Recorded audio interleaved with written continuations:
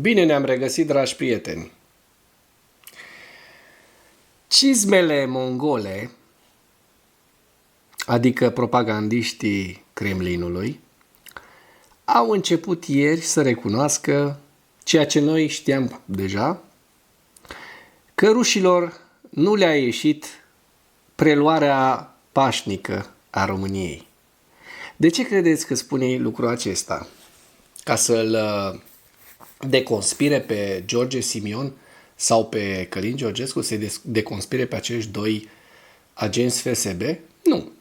Ei spun lucrul acesta ca o amenințare la adresa României.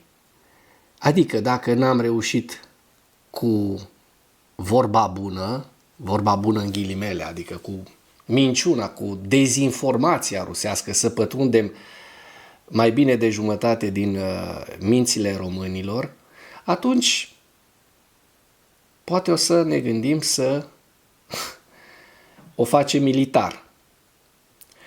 Iar dacă nu mă credeți pe mine, ia ascultați aici ce spune o basarabeangă. Dar apropo de basarabeni, de ce credeți voi că românii din Republica Moldova, din Basarabia, au votat în proporție atât de mare, 88%, cu candidatul pro-occidental Nicu Șordan? De ce credeți lucrul acesta? Păi, hai să vedem de ce. Am urmărit în această seară câteva bucăți din niște emisiuni propagandistice din Rusia, unde propagandiștii ruși spun foarte clar: nu am reușit să luăm pe cale pașnică conducerea României. Da, ei recunosc public și spun că a câștigat contra candidatului lor. Oare cât de clar mai trebuie să vi se spună chestia asta? Noi, basarabenii, românii din Basarabia, înțelegem foarte bine rusa. E și o traumă care vine din rădăcinile noastre, de la străbunii noștri care au avut pătimiri, dar e și un bine, că înțelegem foarte bine și știm, cunoaștem foarte bine logica rușilor. Ei au recunoscut public, propagandiștii lor au spus public: nu ne-a reușit pe cale pașnică să preluăm conducerea României. Oare câtă claritate mai este necesară pentru ca să înțeleagă cei care ne blastămă, cei care ne urăsc, cei care ne numesc în toate felurile și ne dau niște comentarii de toată, care ne amenință că o să ne prindă, că o să ne bată când traversăm România sau că o să ne concedieze pe toți moldovenii? O să înțelegeți mai târziu. Atâta pot să spun. Iar eu sunt încă o dată fericită pentru alegerea care am făcut-o. Când am votat un candidat al rușilor, un candidat prin care Rusia a vrut să preia conducerea României. Urmăriți știrile, urmăriți. Ați auzit, oameni buni?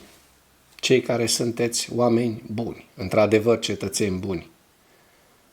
Dar și ceilalți, care sunteți oameni buni, dar v-ați lăsat păcăliți de propaganda Rusiei. Și mulți dintre voi, în continuare, amenințați, jigniți.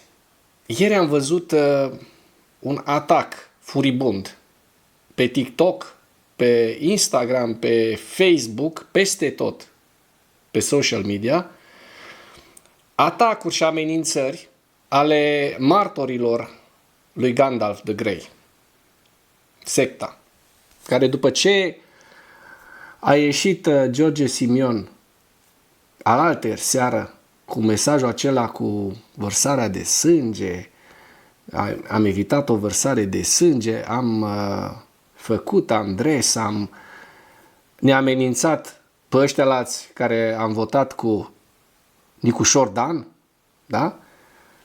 Și a reaprins ura în societatea românească. Nu mă aștept de la agentul FSB, George Simion, să facă un pas înapoi, dar mă aștept de la autoritățile statului să aplice legea. Nimic mai mult decât să aplice legea. Și în cazul lui Simion și în cazul celorlaltor oameni care amenință. A fost amenințat inclusiv președintele ales, Nicu Șordan. A fost amenințată o grămadă, o întreagă presă.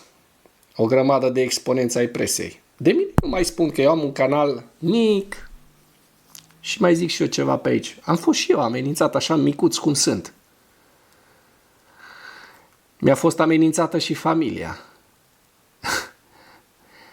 Ca să înțelegeți de ce fac rușii lucrurile astea. Iar cei care sunteți încă, ați căzut în mreaja dezinformației acestor cizme mongole și nu v-ați trezit nici acum, să vă fie rușine. Ce pot eu să vă spun mai mult decât să vă fie rușine?